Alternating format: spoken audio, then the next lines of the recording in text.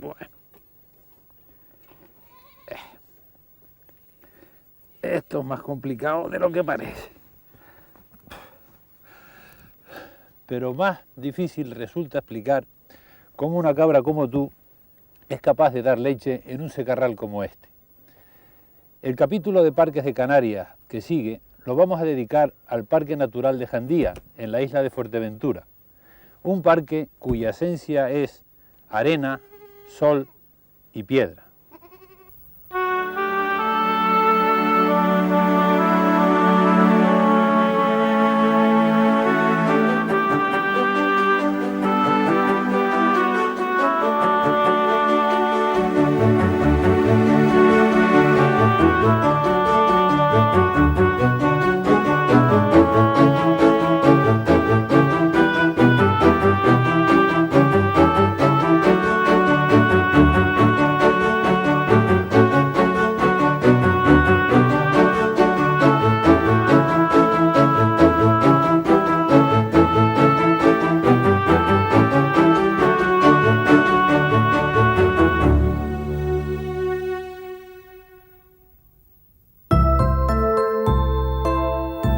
La isla de Fuerteventura, pese a ser la segunda en extensión del archipiélago, es la menos densamente poblada debido a razones históricas, pero sobre todo a su aridez. El clima seco de Fuerteventura está vinculado por una parte a su proximidad al continente africano, situado a solo 105 kilómetros de distancia, y por otra a la escasa altitud de la isla.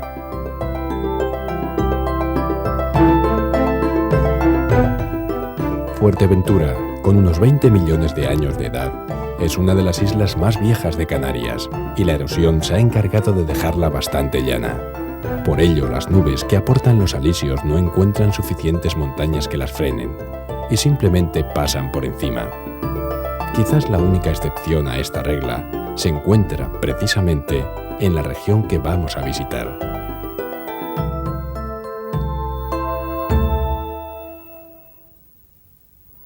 El Parque Natural de Jandía, con 14.300 hectáreas, comprende casi la totalidad de la península que se extiende al sur de Fuerteventura, con la salvedad de una faja costera a sotavento, donde se asienta el desarrollo turístico de la zona. El paisaje dominante en el parque es árido y desértico, pero la península de Jandía se halla recorrida por un macizo central que alcanza los 800 metros de altitud en el Pico de la Zarza, la cota máxima de la isla. Esta altura es suficiente para alcanzar el nivel de las nubes y beneficiarse de la humedad que aportan. De este modo, nos encontramos en la crestería con un microclima especial, una isla de humedad rodeada por un mar de desierto.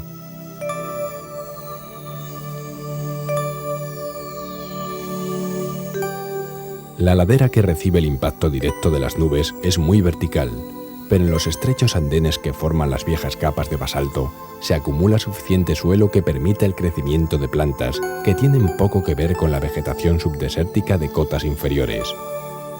De hecho, en este reducido santuario biológico se concentran varios de los endemismos más raros e interesantes de Fuerteventura.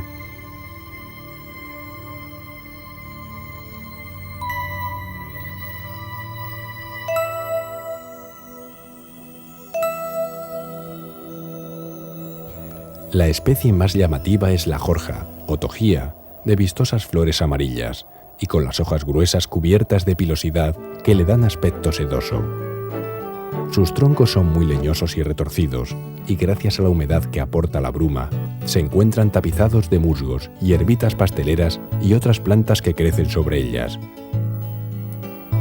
Lo mismo ocurre sobre las rocas, donde también se forman jardines en miniatura.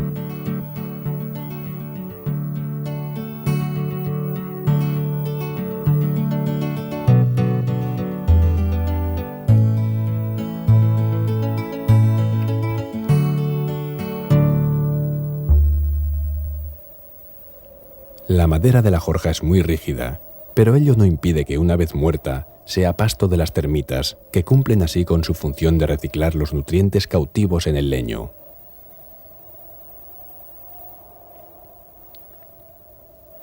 La magarza de Jandía es más verde y jugosa que la jorja, por lo que no es de extrañar que atraiga a inquilinos como la nezara verde. Chinches de las plantas como esta Usan su pico a modo de aguja para pinchar los tallos y extraer la savia que circula por dentro.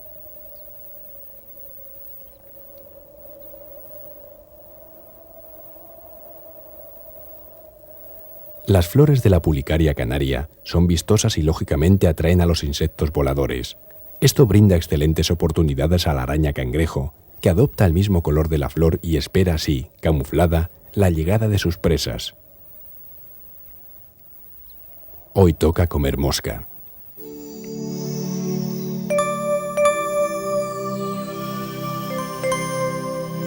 Jandía cuenta también con un tajinaste exclusivo de sus cumbres, una especie de porte bajo y ramificado con delicadas flores blancas y azuladas.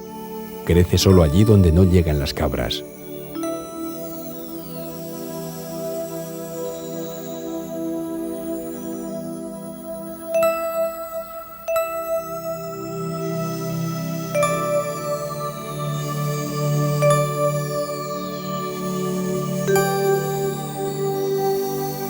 Por el suelo podemos encontrar toda suerte de insectos, pero centraremos nuestra atención en otro invertebrado, el caracol.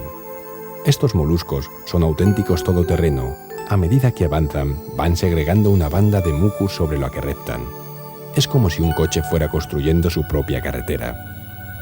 Así no les importa el sustrato, sean piedras ásperas, los líquenes rugosos o las propias plantas que comen y de las que obtienen el agua necesaria para vivir y producir tanta baba.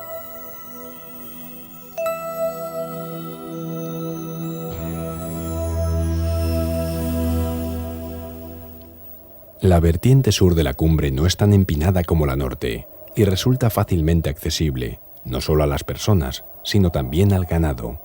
Allí la vegetación está fuertemente castigada por el diente de cabras y ovejas. Esta planta que vemos, por ejemplo, es un olivo salvaje o acebuche.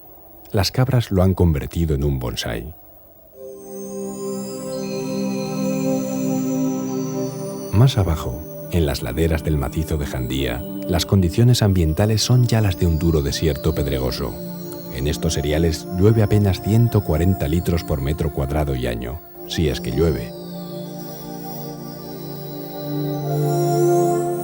El sol castiga el terreno con rudeza el 75% de las horas posibles, y la temperatura de las piedras, si son oscuras, pueden alcanzar los 66 grados centígrados. Las dilataciones que se producen con los cambios de temperatura entre el día y la noche hacen que las piedras se resquebrajen. Luego el viento arrastra la tierra y todo el paisaje se va convirtiendo en un inmenso pedregal. Solo los líquenes crustáceos logran colonizar estos infiernos de piedra que no por inertes carecen de belleza y pueden presentar formas caprichosas como estos tafonis esculpidos por el viento.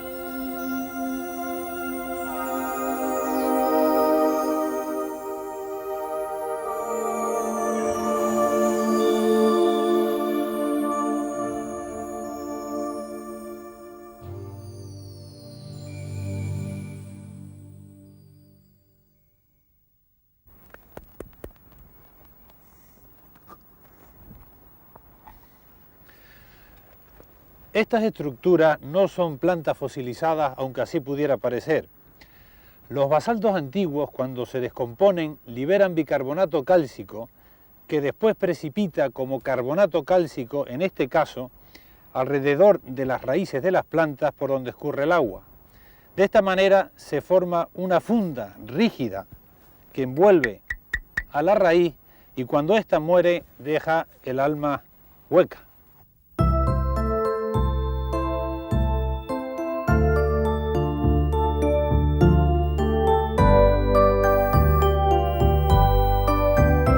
Las plantas que crecen en un ambiente desértico están adaptadas a la escasez de agua.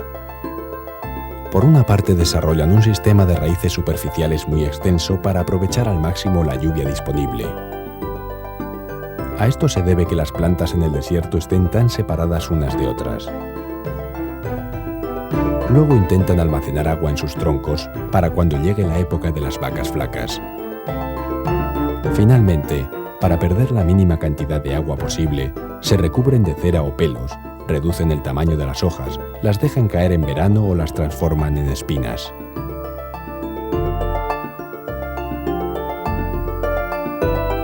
La aulaga es un perfecto exponente de esta estrategia de supervivencia. Desde luego, las plantas están mejor protegidas que nosotros para resistir la sequedad.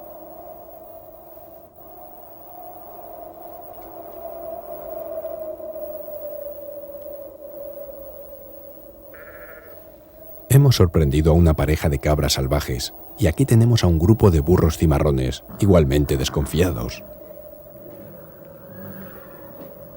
Según datos del ingeniero italiano Torriani, a finales del siglo XVI existía en Fuerteventura una cabaña de 60.000 cabras y ovejas, 4.000 camellos, 4.000 burros, que constituyeron plaga, y 1.500 vacas, además de otros 70.000 animales más que devinieron asilvestrados.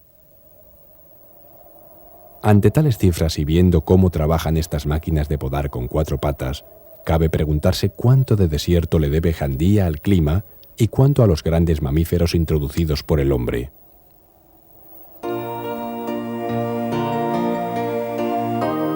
Muchas especies vegetales están adaptadas a resistir el ramoneo de los herbívoros, sobre todo especies de origen africano. Si hay cabras, son las que más abundan. Otras especies, normalmente endemismos isleños, sufren el impacto con resultados más o menos dramáticos. De la pulicaria de Burchard, por ejemplo, solo quedan 8 ejemplares que crecen en Jandía. Es toda la población mundial.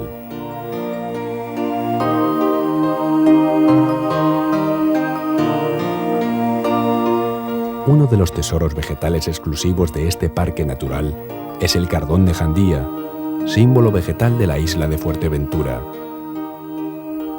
Es de porte mucho más pequeño que el cardón común, más ramificado, con columnas de sección estrellada y sobre todo con las espinas muchísimo más largas.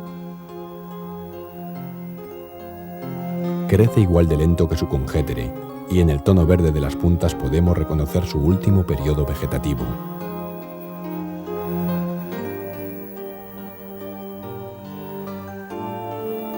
En sus tallos muertos se desarrollan algunos insectos interesantes, como este longicornio de los cardones, que con las prisas no parece distinguir entre el tallo de su planta nutricia y la lente de nuestra cámara.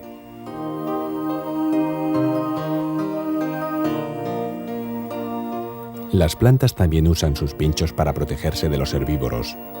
En el parque hay algunos ejemplares del cardón común de Canarias, una fortaleza inexpugnable, circunstancia que aprovechan otras especies para buscar refugio. Lo mismo busca la giralda amarilla dentro del cardón de Jandía.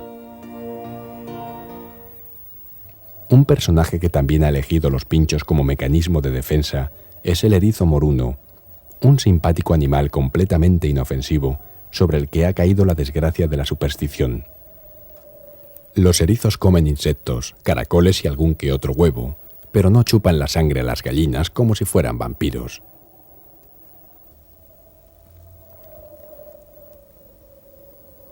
Las aves que pueblan los eriales no son fáciles de ver. Algunas, como los alcaravanes, se quedan tan inmóviles que solo el ojo experto es capaz de localizarlas. Otras, como la huara o abutarda canaria, son realmente escasas. En el pasado abundaban hasta el punto de mantenerlas en los gallineros, pero se han cazado en exceso y hoy sobrevive apenas un centenar de parejas. La uvara es el símbolo animal de Fuerteventura y la mayor de nuestras aves.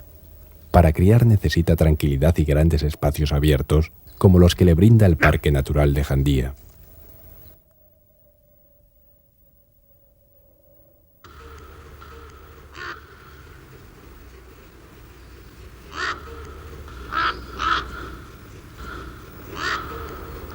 Los graznidos de un cuervo nos revelan la presencia de un bebedero.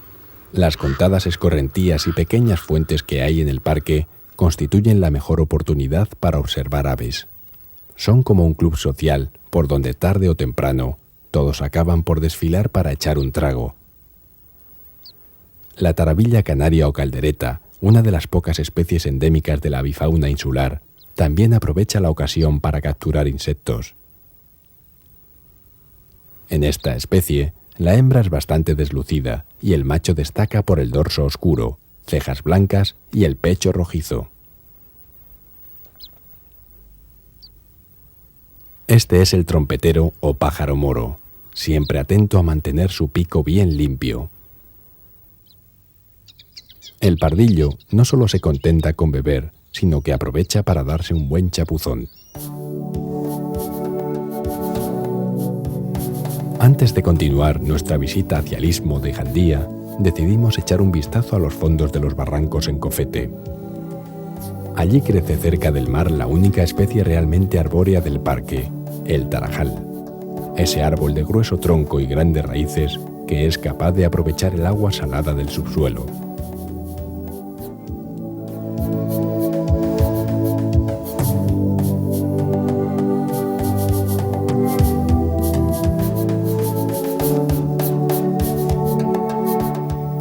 En las paredes de los barrancos de Cofete también se pueden observar playas levantadas y fósiles, expuestas por la erosión, así como otras estructuras geológicas complejas que hablan de la antigüedad de la isla.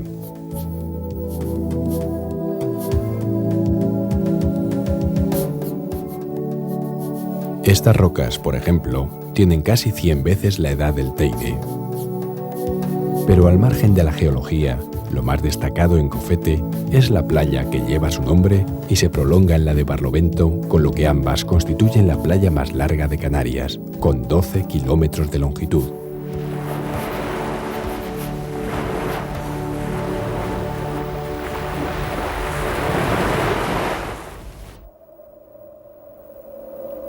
En los barrancos de Sotavento nos encontramos con una sorpresa: ardillas. En Canarias no existían estos roedores, pero en 1965 un comerciante trajo unas parejas de ardilla moruna de Sydney y las dejó escapar en Fuerteventura, en Gran Tarajal. En los 30 años que han transcurrido desde entonces, las ardillas se han extendido por gran parte de la isla, unas veces por su propio medio, otras de la mano del hombre, que encuentra simpáticos a estos animales. El territorio semidesértico de Fuerteventura resultó ser un hábitat perfecto para ellas. Se asientan en el campo, donde hay piedras, comen caracoles, hierbas y granos, y no constituyen una plaga para los cultivos como se creyó en un principio.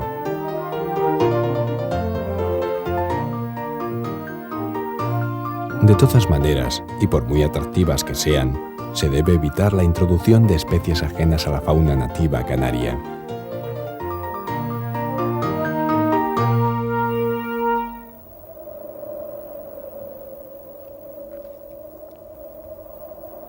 Finalmente llegamos al istmo que separa la península de Jandía del resto de Fuerteventura. La zona está prácticamente recubierta por arena, por lo que se conoce por el jable, nombre que se aplica a la arena en la isla. La arena procede del mar, de restos orgánicos, y es arrastrada por los alisios desde la costa de Barlovento hasta la de Sotavento.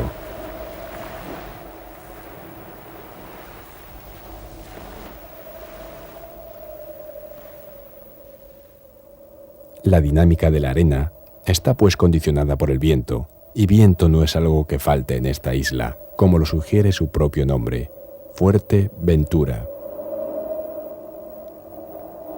A partir de 4,4 metros segundos, el viento forma ondulaciones en la arena y es capaz de arrastrar de 1 a 4 kilos de granos por metro cuadrado y hora.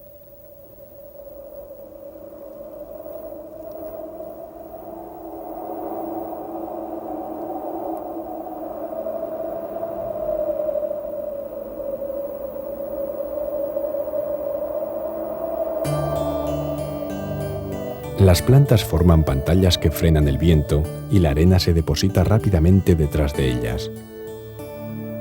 Así la vegetación puede llegar a fijar pequeñas dunas que si no se irían desplazando lentamente a razón de unos 7 centímetros al día. En lugares remansados se pueden levantar dunas gigantescas como esta del Morro de los Canarios.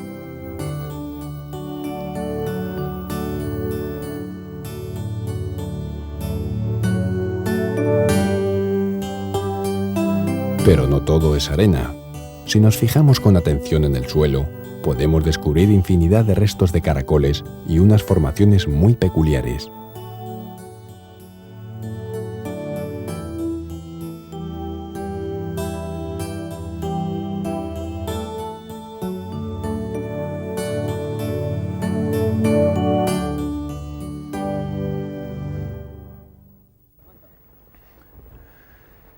Estos barrilitos que tanto llaman la atención son nidos de antófora, una especie de abejorro que hace con barro las celdas donde pone sus huevos.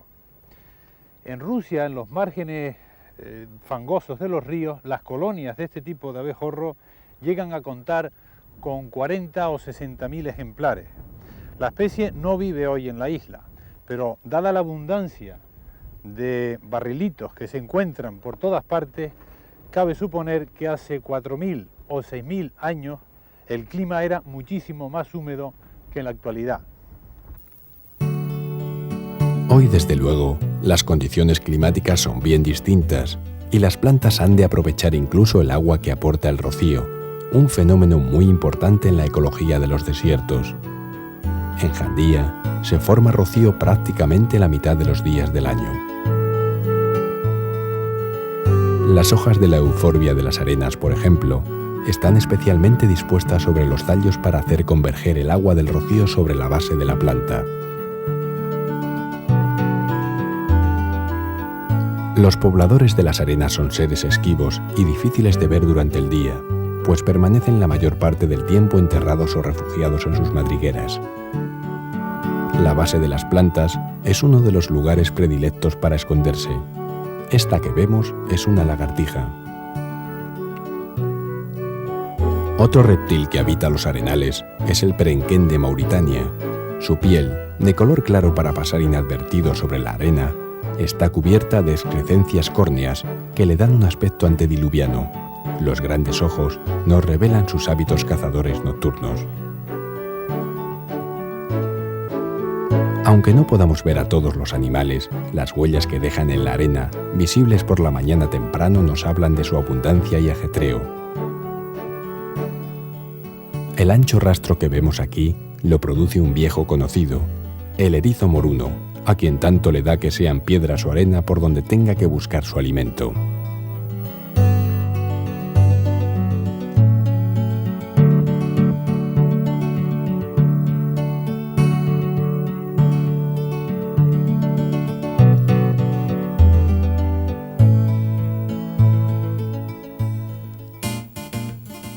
Habitantes típicos de los desiertos son los escarabajos tenebriónidos, fáciles de reconocer por su color negro mate. Los élitros están soldados en la espalda, dejando una amplia cámara de aire que hace de aislante. Tampoco les gusta mucho el sol, y desde que pueden, se entierran. Este subterfugio puede servir para huir del calor, pero no de la abubilla o tabobo, que no se deja engañar y sabe bien dónde buscar su alimento.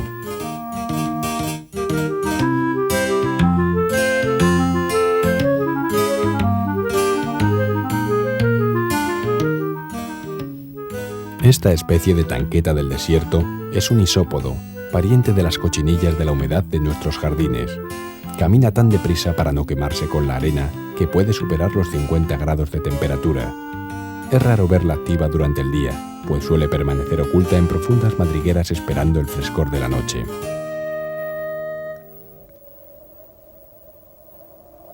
Cuando la arena llega al otro lado de la isla, a la costa de Sotavento se deposita en forma de playas.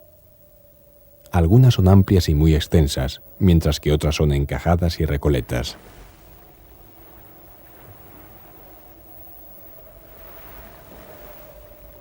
A veces el agua del mar se filtra bajo la arena y forma maretas detrás de la barra costera, dando pie al desarrollo de saladares. Este tipo de vegetación bastante tupida está dominado por plantas quenopodiáceas, que son de las pocas capaces de resistir y crecer con el agua salada. Además de su interés botánico, los saladares son zonas importantísimas para las aves migratorias. En ellos abundan los anfípodos y otros pequeños crustáceos marinos que sirven de alimento a garzas, vuelvepiedras y correlimos. Las aves especializadas en patrullar los fangos o limos tienen todas un pico agudo y se les aplica el nombre genérico de aves limícolas.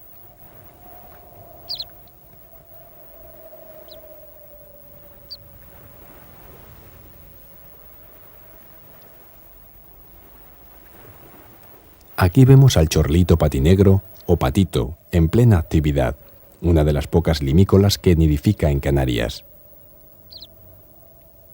Su nido es muy rudimentario, un hoyo entre los guijarros del suelo, sin mayor protección que el perfecto camuflaje de los 2 o 3 huevos de que consta la puesta.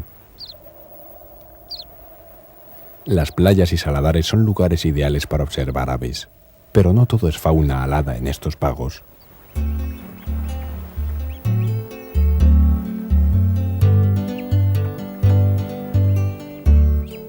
Mar, playa y buen clima son los componentes básicos para el desarrollo de una de las industrias mundiales más florecientes en la actualidad, el turismo.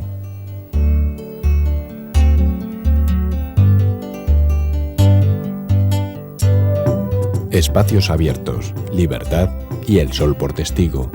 Fuerteventura es por excelencia la isla de las playas y el sueño dorado de miles de turistas europeos. El turismo y las tecnologías modernas han traído desarrollo a la isla. El agua potable se extrae del mar y los alimentos y materiales necesarios sencillamente se importan. Los turistas encuentran un ambiente distendido y exótico, con todas las comodidades e incluso lujos que cabe esperar en un país occidental. La franja costera de Sotavento de la península de Jandía ha vivido un desarrollo formidable en la última década. Sectores completos del litoral se han cubierto de hoteles y apartamentos, un proceso que sigue vivo en la actualidad. Pero ocurre a menudo que un desarrollo o desarrollismo tan intenso no sabe frenar a tiempo y acaba por dañar el paisaje, las condiciones ambientales y los recursos naturales en los que precisamente se sustenta. El Parque Natural de Jandía, de reciente creación, pretende acotar la expansión del turismo, a la vez que servir de atractivo para aquel que ya está instalado, lógicamente, fuera de sus límites. Quiere garantizar una calidad de oferta en paisajes y elementos naturales que pocos destinos turísticos de masas son hoy capaces de brindar.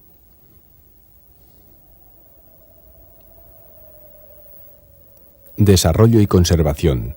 Jandía puede convertirse en un excelente ejemplo de que ambos conceptos son compatibles y complementarios.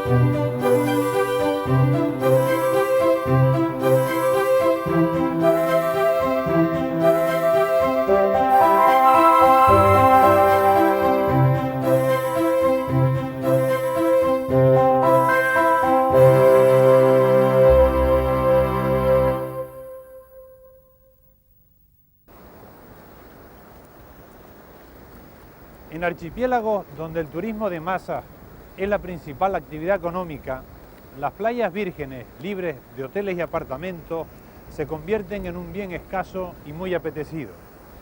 Por ello, el Parque Natural de Jandía se ha creado, entre otros motivos, para proteger playas como esta y que todos los canarios puedan ver cómo son y qué bonitas. No lo olvides.